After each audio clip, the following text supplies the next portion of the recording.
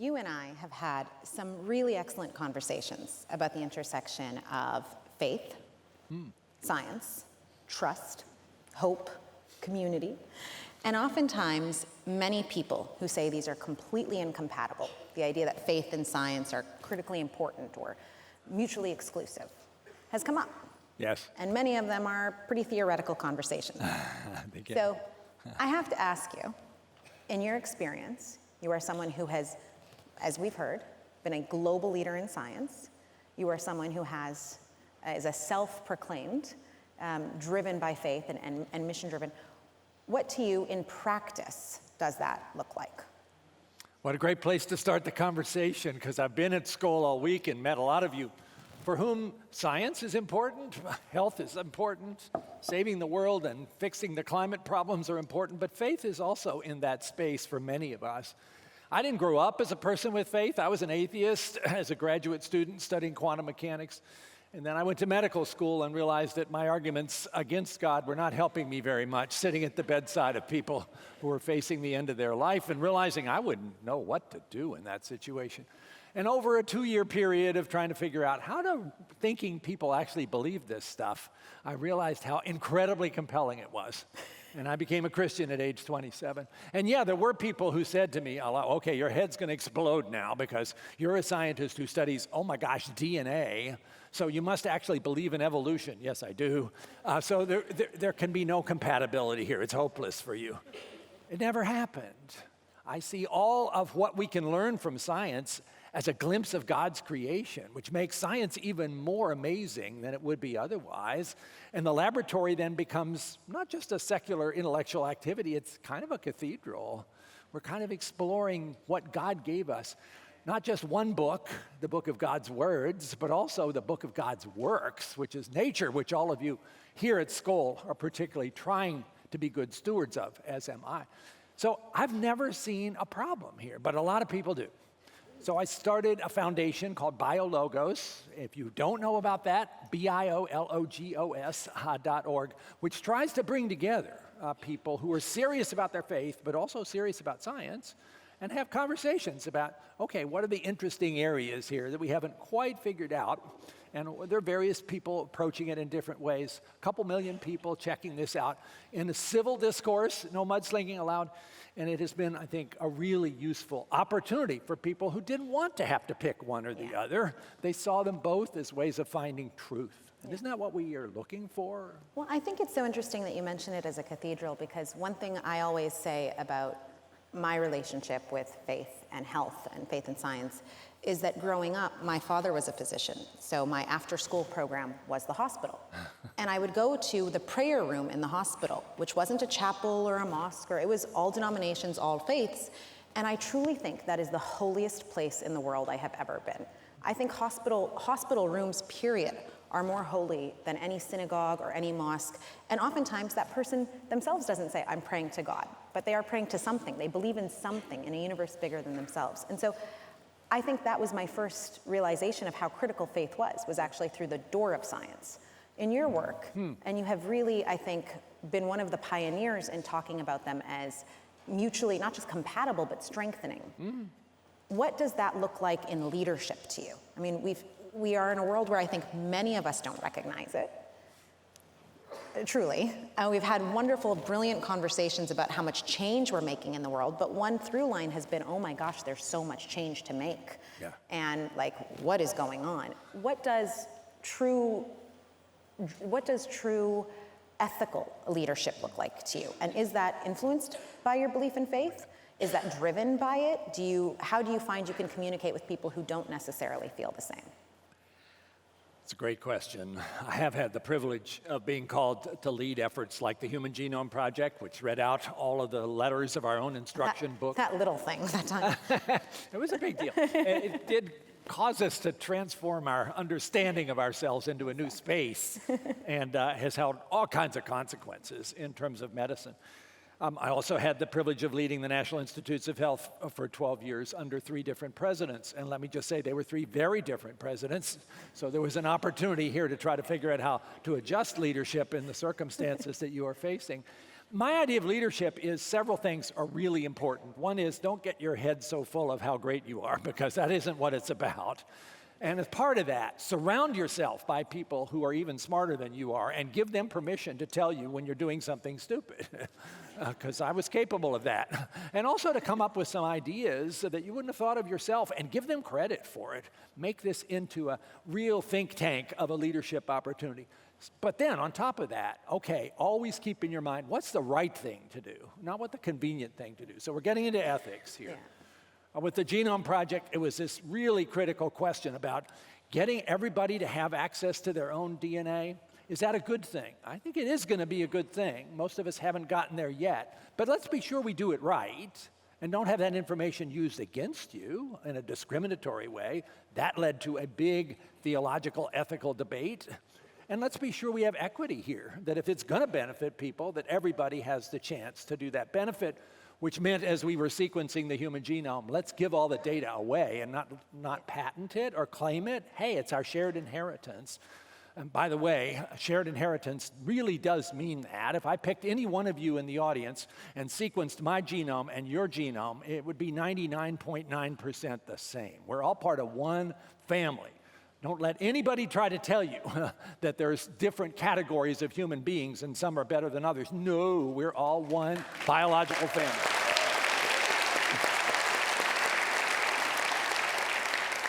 So yeah, it does mean, for me, as somebody who's also a person of faith, where do our ethical frameworks come from? Many of them from that perspective, even though people who are not themselves adhering to faith right now may not recognize it. When we talk about the importance of autonomy and benevolence and non-maleficence and justice, all those really strong principles of ethics, where do they come from?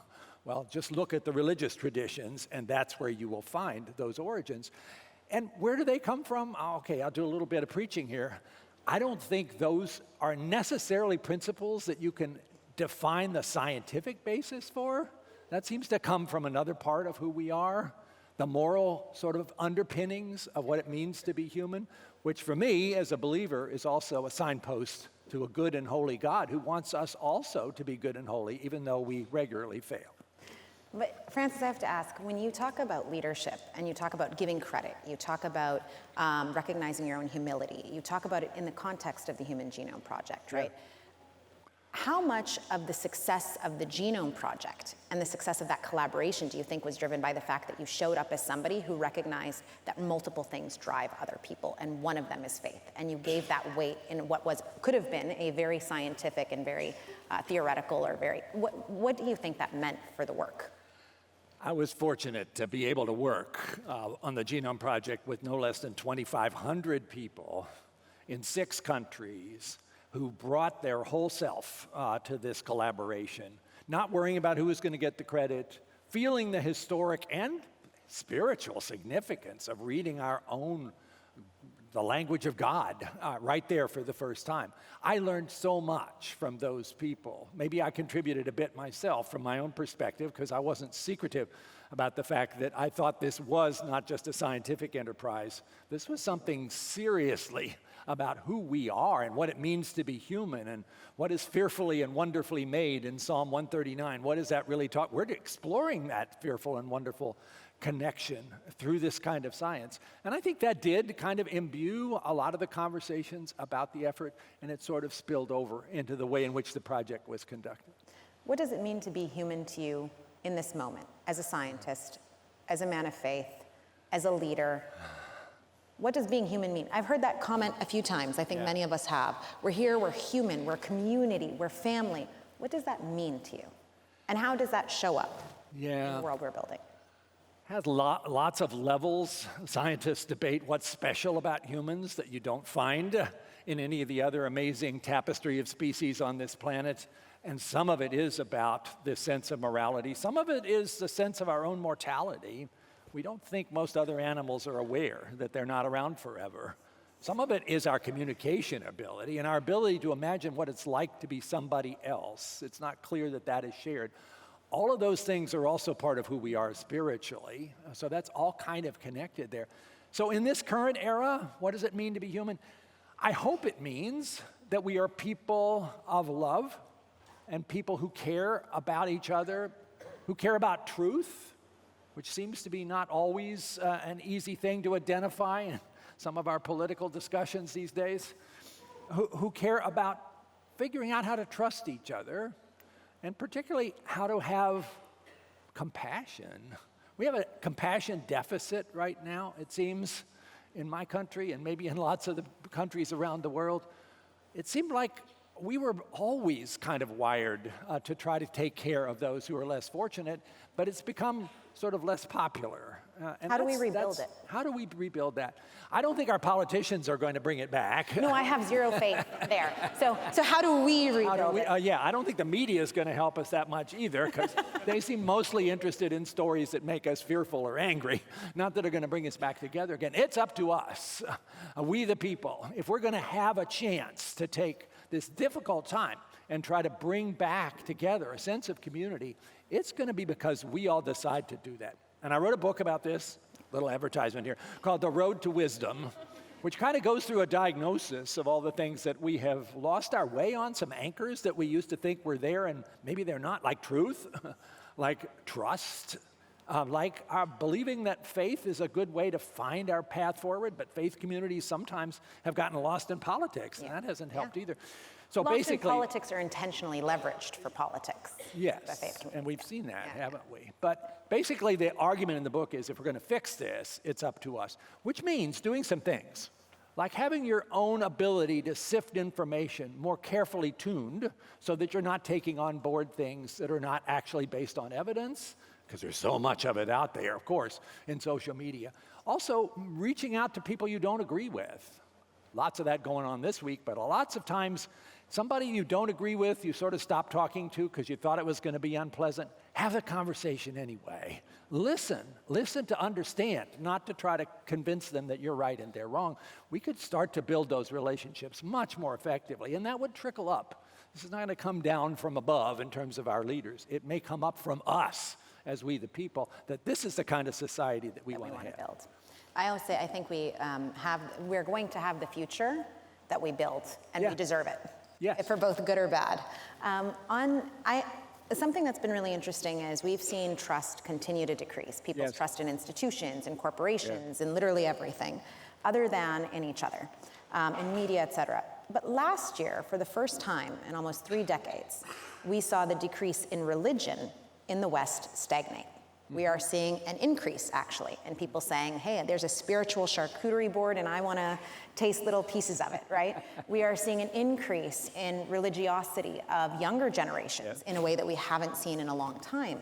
And many people are saying it's the lack of agency they feel either because of innovation or because of untrustworthy politics, or that has driven them to kind of returning to a sense of meaning in a new way, and I guess in an old way with faith.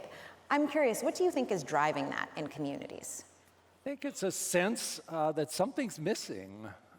BioLogos that I mentioned earlier has a relationship now with Silicon Valley, where you'd think everybody was on top of the world, but there's an emptiness that is quite apparent in a lot of these young people who are, they're all involved in startups, but they're not sure that that's actually going to be the answer to how you find meaning in life. G.K. Chesterton once said, when people stop believing in God, they'll believe in anything. And it's kind of true, but anything doesn't always do it for you. You're looking for something more substantive. Faith has that opportunity to find a deeper understanding of who you are and that you're not alone and that there's actually some basis for such principles as love and forgiveness. And I think people are hungry for that, especially in this difficult time. I see this in the U.S. in terms of what's happened with our support of medical research, which has basically had a pretty difficult time here in the last 15 months. And why is it that the American public isn't having an outcry about that? I think they're, in many ways, also kind of exhausted. There's even this term, the exhausted middle, which is a lot of the country.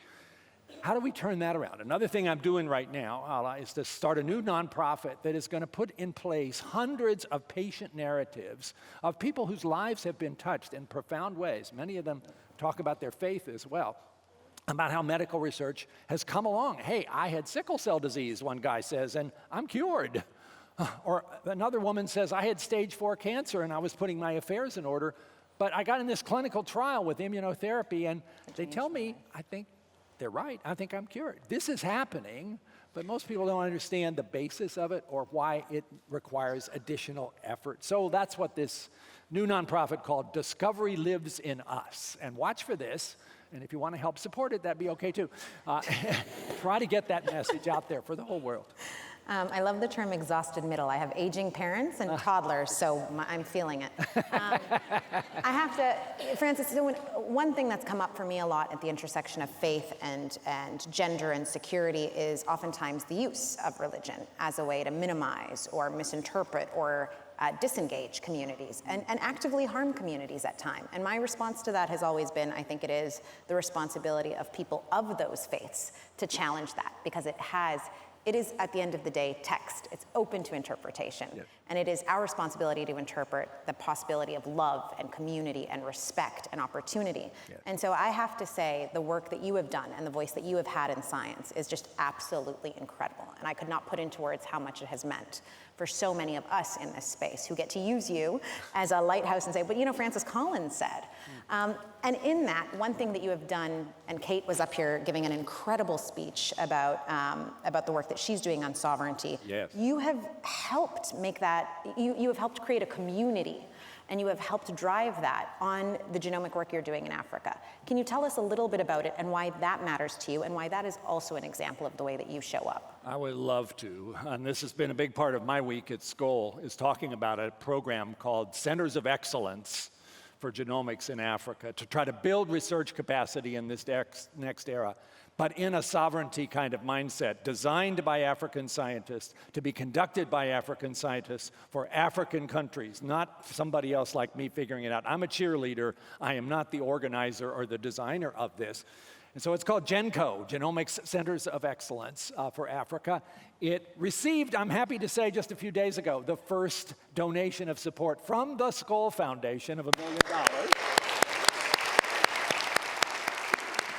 But we got a ways to go to be able to set up 8 to 10 of these centers across the continent that are going to focus on what the needs are in that particular country. Precision health, oncology, for instance, also pandemic preparedness, also workforce preparation, because 42% of young people by 2030 are going to be in Africa. Talent is amazing, and opportunity is amazing, and we don't want them to feel like they have to leave. So let's create this kind of groundswell of support for really cutting-edge science and AI, which Kate talked about so effectively. We can do this. The plan is there, the business is ready to go, just need a little more money. So I'm hoping this will be a week where some of those things kind of get to people's attention, and it makes it possible to turn this loose. This is going to be a profound contribution to the continent, and we're ready to go.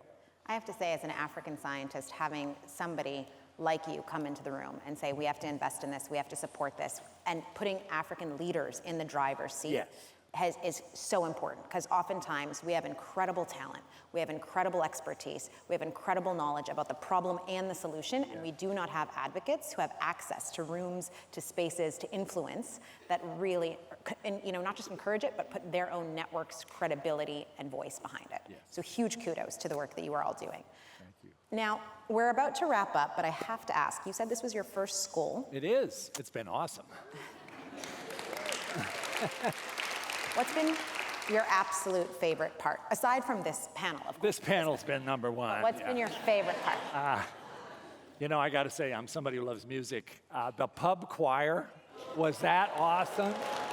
All right, so... I didn't expect that, but it was terrific. All right, but if you were going to pick a song that really symbolizes the moment we're in, what would it be? Well, what's the moment we're in? A lot of you probably are looking at our current circumstance. It's not exactly the most encouraging time, and you're having people say to you, yeah, it's nice what you're doing, but maybe it's just not the right time for it. What would your response be? It might be the song I'm thinking about. If not now, tell me when. Maybe we shouldn't just talk about it. Is there a guitar around? Woo!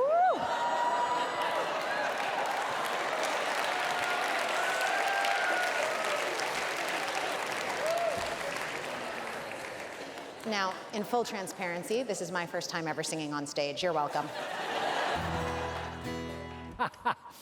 I'm going to teach you a chorus. This is participatory. And you already know most of the words. If you know, if not now, tell me when. That's the first line and the second line and the fourth line. So the only thing you have to really work on is that third line, which is this: we may never see this moment or place in time again. Song by Carrie Newcomer, a wonderful folk singer in Virginia that I learned a while ago. Just written for today, I think. So I'll sing it to you once, and then you're going to join me. And there's a couple verses I'll do for you, but you're going to get to sing the chorus maybe 3 times. So, warm it up, get it going. I know you know how to do this.